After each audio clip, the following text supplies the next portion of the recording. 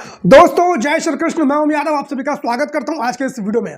दोस्तों आज के इस वीडियो में मैं आप सभी लोगों से बात करने वाला हूं आज तक की दलाल और जातिवादी पत्रकार चित्रा त्रिपाठी के बारे में। दरअसल चित्रा त्रिपाठी और योगेंद्र यादव के बीच में एक बहस का वीडियो सोशल मीडिया के ऊपर काफी ज्यादा वायरल हो रहा है। खास तौर पर यह वीडियो ट्विटर के ऊपर बहुत ज्यादा वायरल हो रहा है। दोनों के बीच की लड़ाई जाति पर उतर आई है, यादव और ब्राह्मण पर उतर आई है। दोनों पक्ष के लोग एक दूसरे की जाति के बारे में अभद्र टिप्पणी करते हुए नजर आ रहे हैं। तो आखिर ऐसा क्या हुआ कि इन दोनों की लड़ाई अब जाति पर उतर आई है? तो दोस्तों मैं आप लोगों को बता देता हूं। दरअसल आज तक की दलाल और जातिवादी पत्रकार चित्रा त्रिपाठी एक कार्यक्रम कर रही थी। कार्यक्रम कांग्रेस की कर्नाटका के अंदर जो जीत हुई है उसके ऊपर हो रही थी और चित्रा त्रिपाठी ये बताने की कोशिश कर रही थी कि कांग्रेस ने कर्नाटका के अंदर जाति की पॉलिटिक्स की है, मंडल की पॉलिटिक्स की है।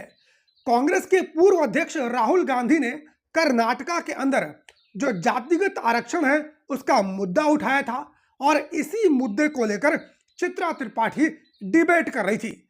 इस स्क्रीन के ऊपर जरा इस डिबेट का जो शीर्षक है उस पर नजर डालिए। यहां पर लिखा हुआ है मोदी से लड़ाई कांग्रेस मंडल पर आई। यानी चित्रा त्रिपाठी और आज तक ये दिखाने की कोशिश कर रहा है कि मोदी से जो कांग्रेस की और विपक्षी पार्टियों की लड़ाई है ये लोग धर्म के नाम पे तो जीत नहीं सकते हैं, इसलिए अब ये लोग जाति की पॉलिटिक्स कर रहे हैं। साथ ही साथ ये भी दिखाने की कोशिश की जा रही है कि जो विपक्षी पार्टियां हैं, कांग्रेस है, समाजवादी है या अन्य विपक्षी पार्टियां हैं, ये जाति की पॉलिटिक्स करती हैं। भैया बीजेपी जाति की पॉलिटिक्स नहीं करती है।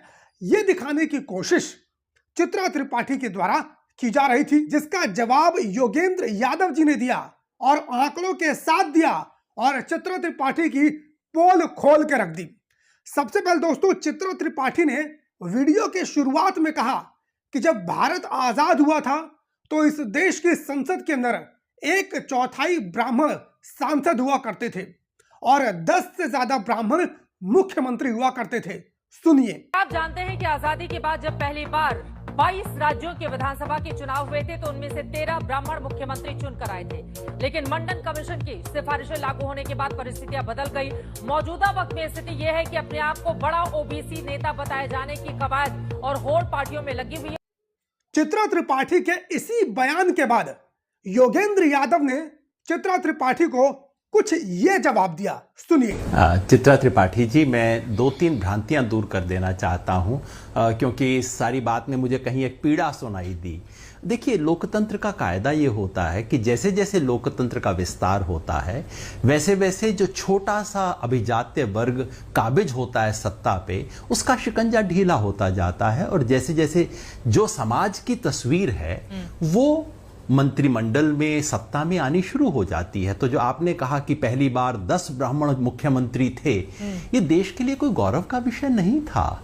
जिस देश में केवल 2-3% जिस आबादी हो और अगर वो आधे देश के प्रधान मुख्यमंत्री थे तो ये देश के लिए चिंता का विषय था।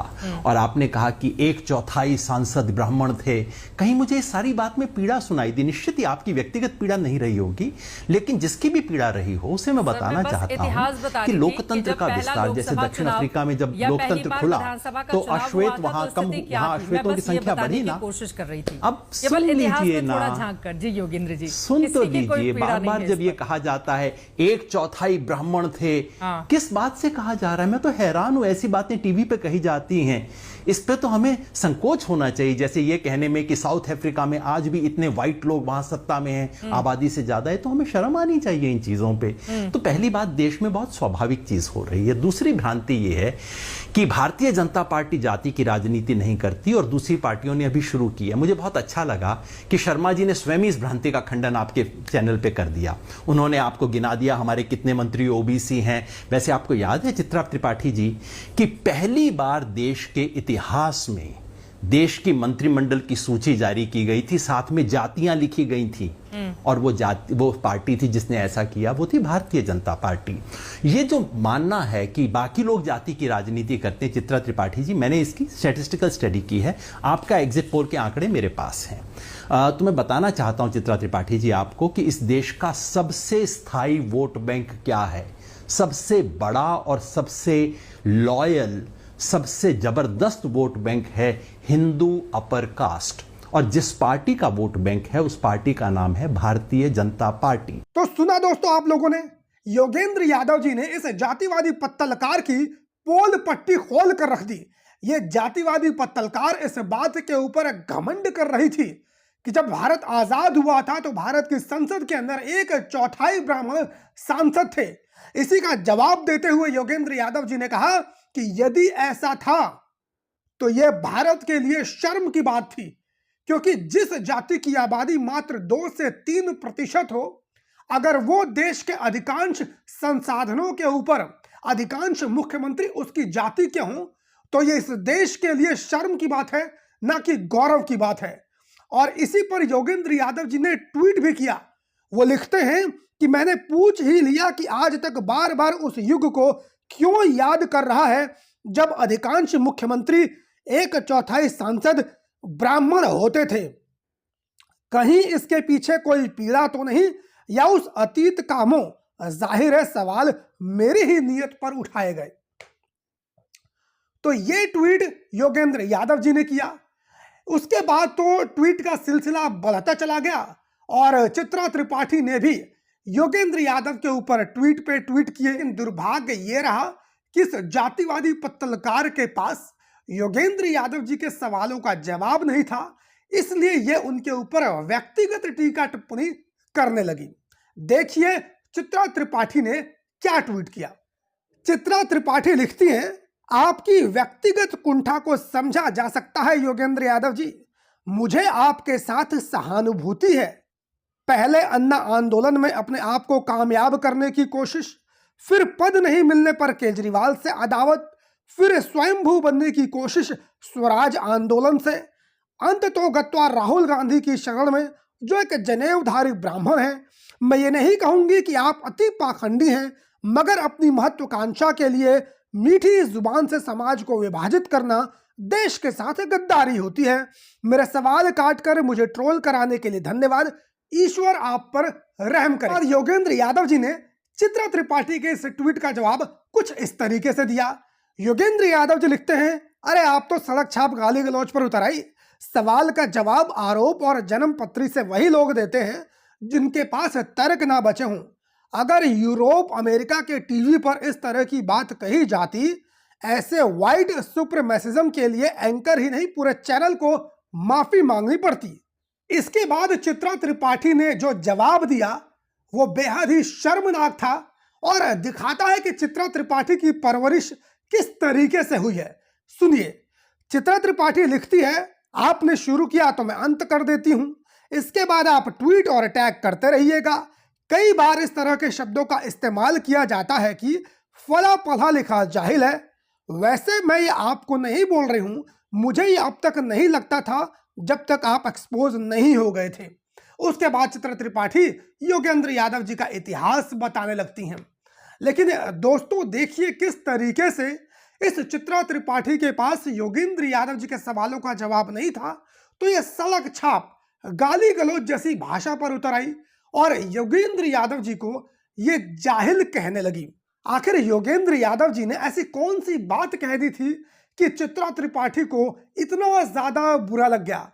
योगेंद्र यादव जी ने यही तो कहा कि अगर चित्रा त्रिपाठी को इस बात के ऊपर घमंड है कि एक जमाने में इस देश के 1/4 सांसद ब्राह्मण थे और 10 से ज्यादा ब्राह्मण मुख्यमंत्री हुआ करते थे, तो ये इस देश के लिए शर्म की बात है, ना कि गौरव की बात है। क्योंकि हमारे देश के अंदर मात्र 2 या 3% ही ब्राह्मण हैं। यदि 2 या 3% वाली आबादी इस देश के संसाधनों के ऊपर काबिज है, इस देश के संसाधनों के ऊपर कब्जा करके बैठी है, तो ये इस देश के लिए शर्म की बात है। हो सकता है यहां पर ब्राह्मण जाति के लोग आए और ये कहें कि उनके पास इस प्रकार की काबिलियत थी जिसके दम पर वो संसाधनों के ऊपर बैठे हुए हैं। तो ये जवाब सरासर गलत है। जवाब सरासर गलत इसलिए है क्योंकि भगवान ने किसी जाति विशेष के अंदर अलग से काबिलियत देकर नहीं भेजा है। जबकि कोई भी जाति, कोई भी वर्ग या कोई भी समाज अगर उसके पास काबिलियत है, अगर वो संसाधनों के ऊपर कब्जा करके बैठा है तो सिर्फ इसलिए बैठा है क्योंकि उसके पास अपॉर्चुनिटी थी।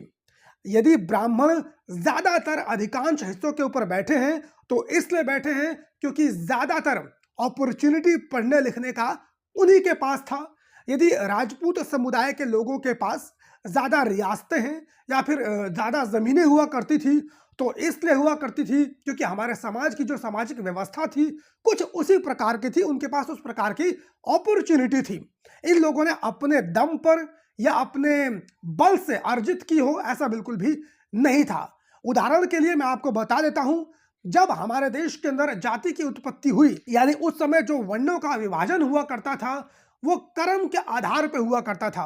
तो जो भी व्यक्ति शुरुआत में कर्म के आधार पर ब्राह्मण बन गया उसने बड़ी ही चतुराई से, चालाकी से, षड्यंत्र पूर्वक अपनी ही जाति के लोग ब्राह्मण बने रहे। इसीलिए जो कर्म आधारित वर्ण व्यवस्था थी उसको बड़े ही षड्यंत्र पूर्वक बदलकर इन जातिवादी मानसिकता के ब्राह्मणों ने उसे जन्म के आधार पर कर दिया।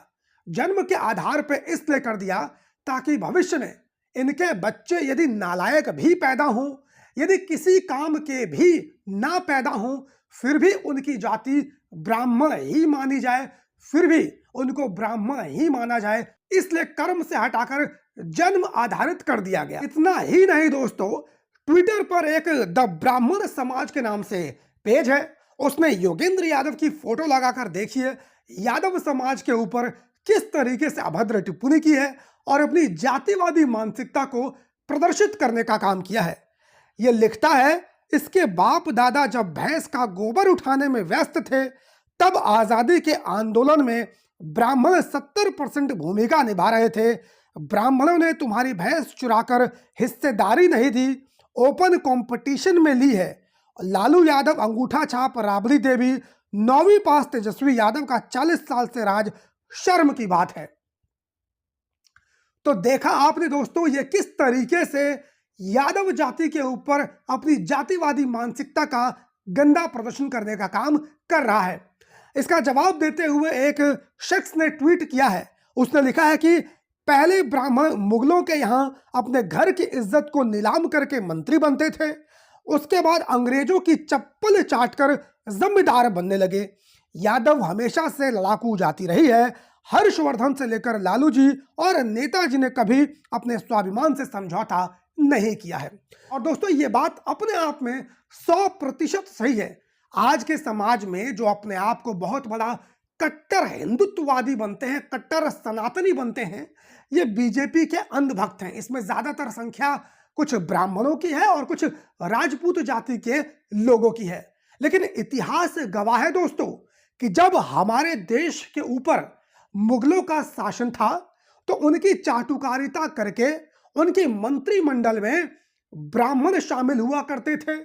राजपूतों ने चाटुकारिता करके उनके साथ पारिवारिक संबंध स्थापित किए थे। उसके बाद मुगलों ने उनसे प्रसन्न होकर उनको जमीनें, जायदाद, रियासतें भीख में दे दी थी। तो जो लोग मुगलों और अंग्रेजों की चाटुकारिता किया करते थे, आज वही लोग कट्टर सनातनी बने हुए हैं। आज वही लोग मुसलमानों का विरोध करते हैं और दूसरों के ऊपर मुसलमानों का हितैषी होने का आरोप लगाते हैं। तो आप सभी लोग इस मुद्दे के ऊपर क्या सोचते हैं, कमेंट करके अपनी राय जरूर दीजिए। बाकी यदि आप लोगों ने इस चैनल को सब्सक्राइब ना किया हो तो सब्सक्राइब कर लीजिए। और ट्विटर, इंस्टाग्राम, फेसबुक पर भी आप लोगों को मेरी आईडी मिल जाएगी। आप लोग वहां पर भी जाकर मुझे सब्सक्राइब कर सकते हैं, मुझे फॉलो कर सकते हैं। मुलाकात करता हूं किसी और वीडियो में, तब तक के लिए बहुत बहुत धन्यवाद। जय हिंद।